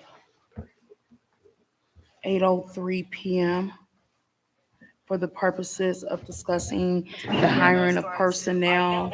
Uh-oh. I have no idea what that is. For the hiring of personnel and legal matters. So moved. Second. That was moved by Ms. King and second by Ms. Thomas. Can I have roll call, please? yes. Ms. King, Yes. Ms. Thomas, Yes. Mr. Isom, Yes. Mrs. Morrison, Yes. Mrs. Daniels. Yes. At this time, we are entering into executive session for the purposes of discussing the hiring of personnel and legal matters as of 8:03 PM. After executive session, no other action will be taken other than the adjournment of tonight's meeting. Our next special board meeting work session is on April 10th at 6 PM. And our next regular board meeting is on April 17th at the Garfield Heights High School at 6 PM. And we're entering into executive session at this time. Thank you, everyone, for coming.